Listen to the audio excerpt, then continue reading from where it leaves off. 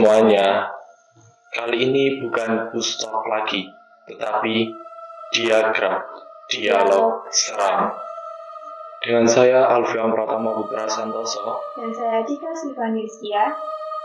Di sini kami berdua akan membacakan cerita horor dari warga X. Oke, langsung saja yang pertama dari Kak It Xiaobai. Jadi ingat waktu SD mau nelpon minta jemput, tapi ternyata ketinggalan HP-nya di rumah. Aku pakai telepon sekolah buat nge-call HP aku sendiri. Terus ada yang ngangkat, suaranya persis banget kayak suara aku sendiri. Siapa tuh? Aku tahu soalnya aku sering rekam diri sendiri pas latihan ngomong Inggris. Aku bilang, "Assalamualaikum, halo ayah." Karena aku tahu emak kerja dan kakak masih sekolah. Tapi malah dijawab, "Halo." Entah sama siapa. Aku kaget, refleks aku tutup teleponnya. Terus karena bingung, aku coba telepon lagi tapi gak diangkat-angkat. By the way, aku gak nelpon HP ayah karena lupa nomornya. Pas kelas 9, aku gak masuk karena sakit, terus lagi nonton TV. Tiba-tiba ditelepon nomor gak dikenal. Pas aku angkat, yang muncul, "Assalamualaikum, halo ya." Terus aku refleks ikut bilang, "Halo," tiba-tiba dimatiin. Terus aku ngeh dan pas ditelepon lagi gak aku angkat karena ketakutan gitu guys. Terus apa dong itu namanya? Ternyata serem juga ya, cerita horor dari warga X itu tadi. Kalau kalian gimana? Pernah punya pengalaman horor atau enggak? Oke. Aku masih baru udah bahasa. Aduh, gimana nih? Lanjut Kak Cika. Oke. Dari Turutki. Pas kecil dulu rumahku ada kebunnya luas. Di depan rumah ada pohon rambutan. Aku pas kecil pernah ngelus-ngelus pohonnya sambil lihat ke dahan di atas ngomong, "Tante cantik turun, nanti jatuh loh." Padahal itu kuntilanak. Dari tadi nyari foto rumahnya udah gak ketemu. Anak kecil emang kalau lihat gitu kan pikirannya tante-tante cantik kali ya. Iya kan masih kecil, masih suci gitu ya. Jadi bisa lihat gitu-gituan teman-teman. Tante cantik katanya. Lanjut ya, ini dari Jul. Dulu di rumah kebetulan dekat kebun singkong. Di kebunnya itu ada pohon mangga yang emang gak pernah ditebang sampai sekarang. Banyak orang bilang kalau lewat situ permisi dulu, biar dia si penunggu gak gitu. Kayak marah kalau ada yang gak permisi. Nah, terus pernah tuh kejadiannya tengah malam kebelet. Terus ketemu ibu yang baru keluar dari kamar mandi. Pas dia masuk kamar lagi, kok pintu kamar mandi gak bisa dibuka? Kayak ada orang padahal ibu udah masuk ke kamar tadi. Gue lihat ibu di kamar masih tidur juga. Akhirnya gue kencing di gelas. Saking takutnya tuh ya sampai kencing di gelas itu. Oke, lanjut dari Kak Agnes. 2 tahun lalu di depan rumah ada pohon bunga melati, subur banget bunganya. Kalau udah menyangkut melati ini udah horor banget nih kayaknya ya. Dan di kanan kiri gerbang waktu itu benar-benar lagi subur-suburnya, rimbun dan bunganya juga lebat banget. Sampai kalau aku nyapu halaman tuh benar-benar bunga melati gugur semua isinya. Aroma si bunga melati ini. Kemudian beneran wangi banget katanya Kak Agnes ini ya. Percaya nggak percaya aromanya kecium sampai di radius kurang lebih 100 meter. Jauh banget ya. Jauh banget ya berarti. Kalau untuk sebuah bunga jauh wanginya kecium sampai 100 meter itu udah jauh itu. Jauh banget. Tapi itu katanya tetangganya Kak Agnes sih, bukan Kak Agnes sendiri.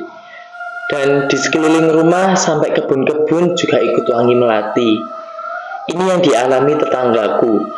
beliau nih mau main ke rumahku, otomatis ngelewatin pohon melati ini dong.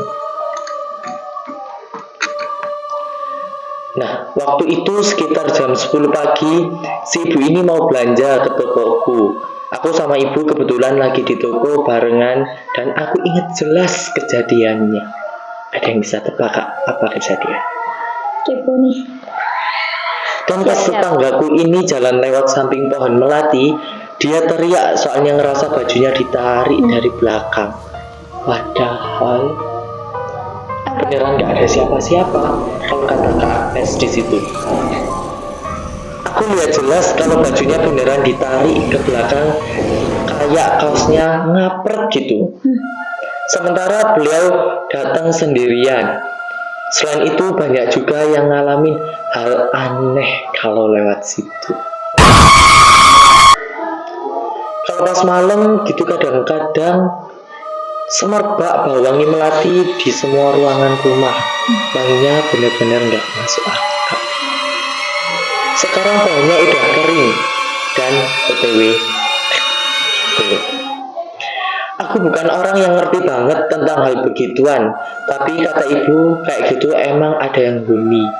Dan sekarang aku merinding banget ngetik ini, katanya Kak Agnes. Ada banyak kejadian aneh sama nih pohon, entah sama keluarga, tetangga, atau orang-orang asing yang gak sengaja melewati pohon melati itu. Tapi terlepas dari itu, aku gak mau overthinking dan berpikir kalau ya udah itu siklus hidupnya dan ada waktu lagi, subur banget dan enggak.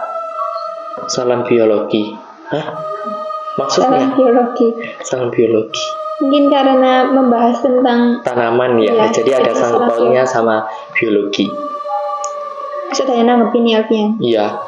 Serius Nes? Terus sekarang masih ada bunga melatinya. Itu balasan dari Kak Hyun.e. Nah, Kak Agnes membalas tuh, ada Kak, dibilang mati tapi masih hidup, tapi kayak enggak enggan banget gitu tumbuhnya. Udah aku potongin rantingnya dan udah aku pupuk juga, tapi dia gak mau subur kayak dulu. Kalau kata ibu, dia begitu karena emang gak ada yang huni. Aku gak tahu mau percaya apa enggak.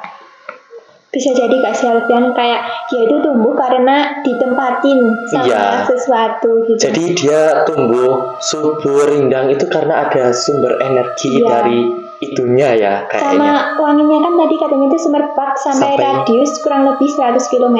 Kalau untuk ukuran bunga yang normal ya 100 km itu, mohon maaf 100 meter ya. Bukan 100 km ya teman-teman. Maaf, maksudnya 100 meter itu kayak udah termasuk jauh banget ya untuk ukuran aroma bunga. Jadi itu mungkin aromanya bisa semerbak itu dan bisa tercium sejauh itu karena ada sesuatu juga di dalamnya. Lanjut. Oke, terus ada balasan tuh dari Kak Lulabi. Temen gue nyari kontrakan bareng gue. Di jalan ada rumah mewah, dikontrakin tapi udah serem banget. Kita nyeletuk lah. Ini rumah kalau setahun cuma 5 juta gue bayar deh. Serem gak masalah. Gue bisa ngaji, aman pokoknya. Nah, mereka bercanda tuh guys. Taunya beneran dapat kontrakan lain yang tidak terlihat seram, tapi nyatanya tiap malam ada aja yang ketawa, nangis. Ntar kalau dia lagi counting pas malam-malam gitu dia selalu bilang, mbaknya lagi ngerak-gerakin bajuku. Tapi ya udahlah, jalanin aja. WKWK udah terlanjur bayar, untungnya dia sekeluarga emang gak ketakutan. Maksudnya dia sekeluarga gak takutan? Mungkin maksudnya kita sekeluarga. Iya, yang nempatin rumah itu mungkin. Tadi aku pikirnya ya yang ganggu dia itu punya keluarga di situ. Oke, lanjut nih Kak Cika. Lanjut ya.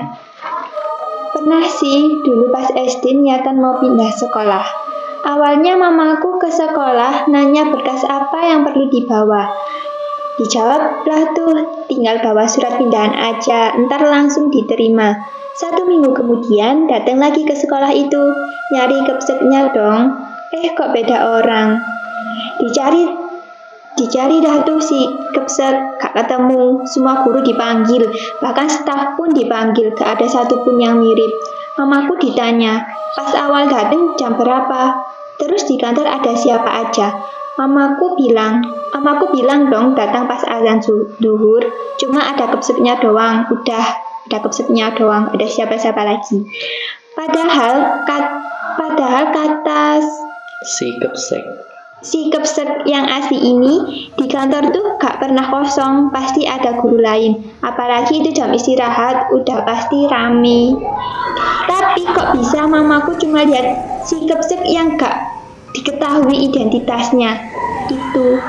Bahkan dilihat dari CCTV pun emang bener kok mamaku datang ke situ. Terus kepsek itu siapa dong? Jangan-jangan penghuni dari sekolah itu. Tapi kok guru-guru yang lain gak kelihatan gitu juga ya? Ya mungkin kan karena ini mau mengurus surat pindah, mungkin ada pesan yang mau disampaikan dari si hantu itu. Mungkin ya. Oke. Jadi teman hati-hati. Nah itu tadi cerita dari Kak LSABRN. Oke, next.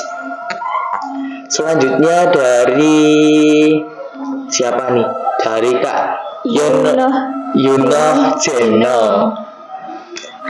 Tetanggaku suami istri itu meninggal di jarak yang lumayan jauh, tapi caranya yang gak wajar dan sama persis.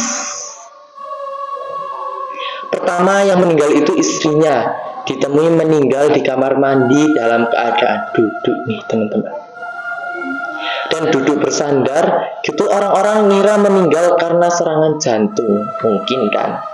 Bisa jadi sih. Terus berselang beberapa tahun setelah istri meninggal, nyusulah suaminya meninggal, dan meninggalnya sama persis kayak istrinya.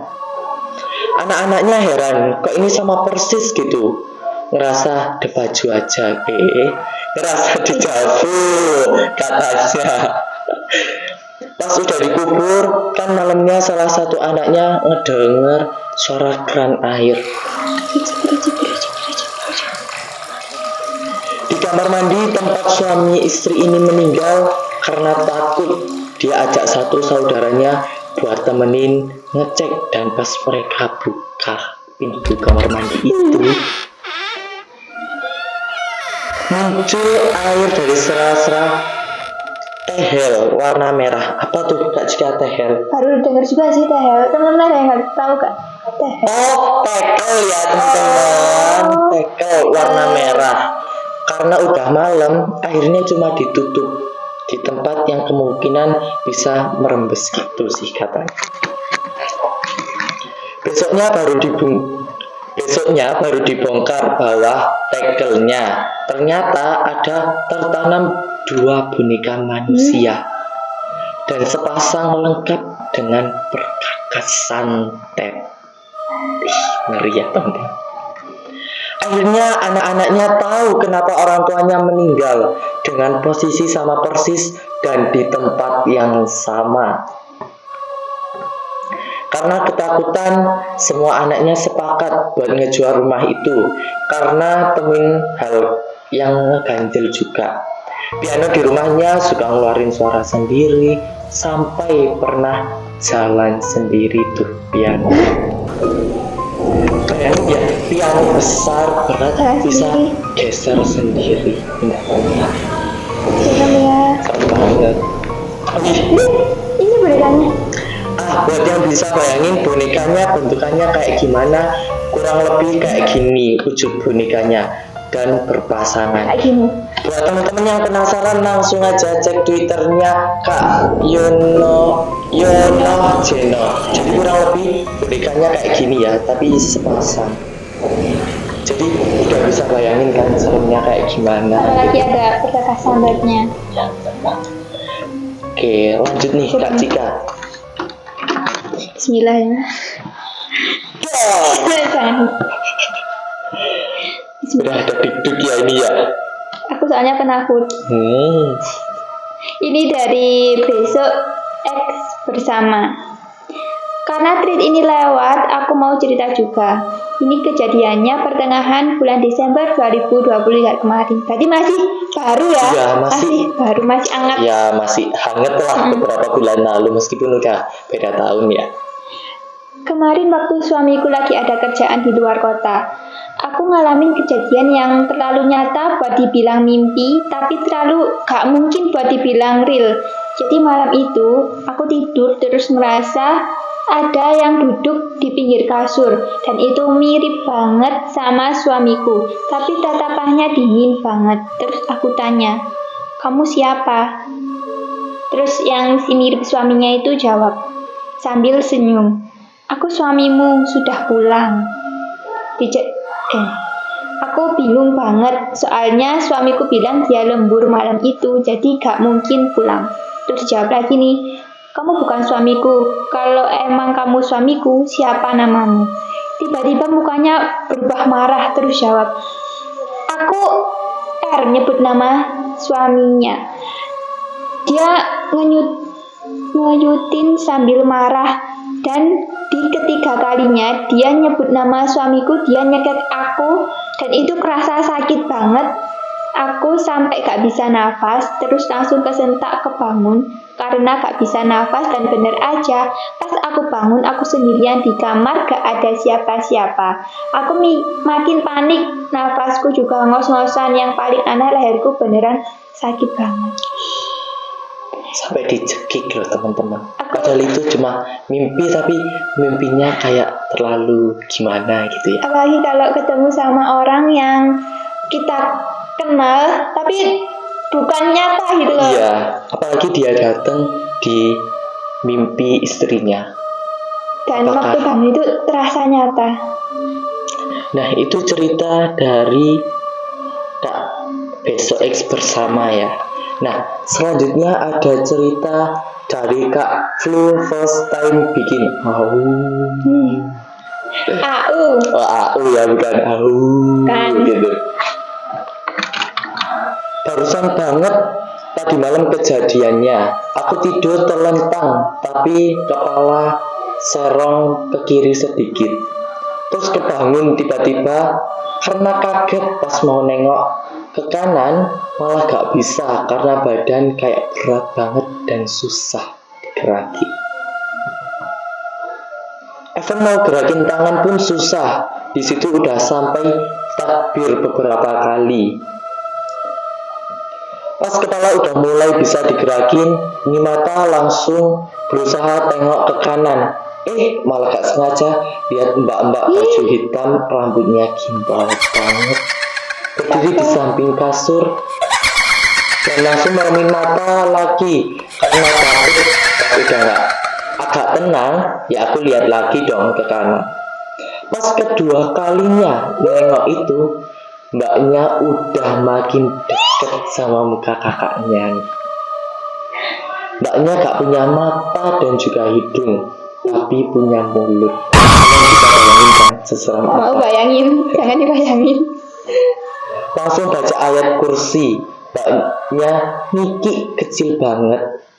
Terus gak tahu agak lamaan udah mulai bisa gerakin badan. Pas nengok kanan, mbaknya udah gak ada.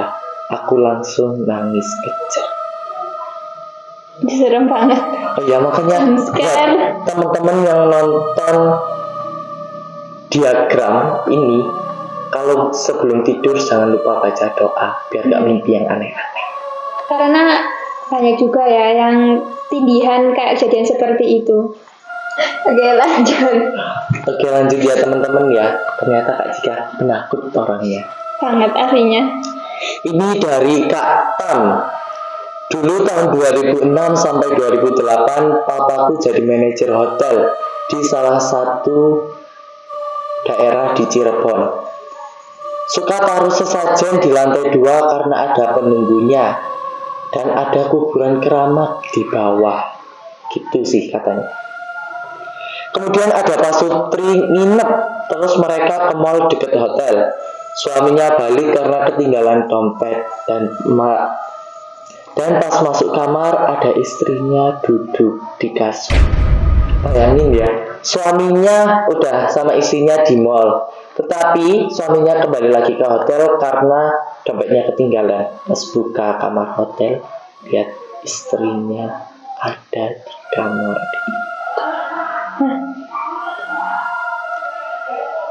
Kemudian dari Kak Charger Vivo bales nih, jadi istrinya yang benar yang mana? Yang ke mall apa yang ditinggal di kamar? Kemudian Kak Pam menjawab, yang di mall. Yang di kamar tuh menyerupai istrinya dan diam saja, muka pucat sambil duduk di pojok. Ngapain kalau emang beneran dia itu manusia, ngapain duduk di pojokan sendiri ya? Oke, langsung ke cerita berikutnya nih. Ini dari Cece, dari Kak Cece. Dulu di kamar pernah punya poster K-pop si Jaehyuk yang gede banget. Segini. Gak tahu lah, karena aku yang masang. Dipajang di dinding, pas di atas posisi kepala kalau lagi tidur. Jadi tidur berarti di sininya ya. Di atasnya, di sini, atas, tepat di teman-teman, ya. atasnya. Pas malam hari udah tidur tiba-tiba ketidihan. BTW aku emang sering banget sleep paralysis, tapi yang ini beda banget. Jadi kakaknya ini udah sering ketindihan, tapi yang kali ini tuh beda katanya. Dari ketindihan itu keluar tangan dari poster itu. Bayangin nih, misal aku jadi poster ya teman-teman, tiba-tiba ada tangan keluar kayak gini, Apalagi tepat di atas kepala kita kalian. kayak gitu ya. Terus mana tangannya keluar langsung 3 lagi. 3 loh teman-teman. Kalau manusia asli kan cuma 2 aja. Cuma tangan gak ada bentukan kepala, badan, dan lain-lain. Keluar langsung arah ke arah muka, entah mau nyekek atau nyakar. Tapi tiba-tiba di ujung kasur muncul cowok gak tahu siapa, gak kenal. Bayangin, malam-malam ada orang gak dikenal tiba-tiba muncul di kamar kita, di depan kasur kita. Si cowok ini kayak bapak-bapak sih, berkumis dan berjenggot tebal, tapi dengan pakaian rapi. Mata ke arah gue sambil komat kami, gak tahu, gak jelas, tapi gue tahu dia kayak lagi doain karena sekilas gue dengar Allahu Akbar dari si bapak ini. Setelah itu si tangan perlahan hilang bersama si bapak. Hah, siapa tuh? Apakah si bapak ini penolong atau yang punya tangan itu? Atau siapa nih? Punya tangan itu. Ya mungkin. Masa dia ngedoain tangannya sendiri yang Mungkin keluar kan gitu? kayak bisa mengendalikan tangan di foto itu. Jadi takut ya.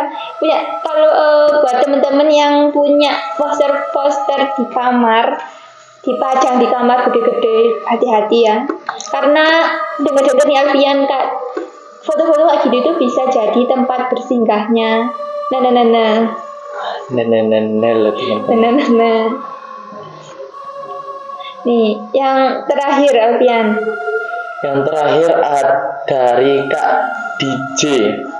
Bukan aku sih, tapi adikku lagi nyuci pel-pelan di kamar mandi. Di depan pintunya ada orang berdiri lama banget.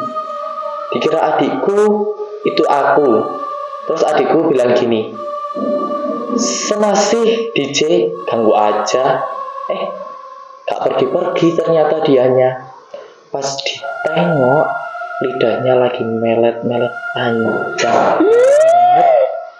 Dan itu kejadiannya siang loh teman-teman, bukan malam lagi. Merinding.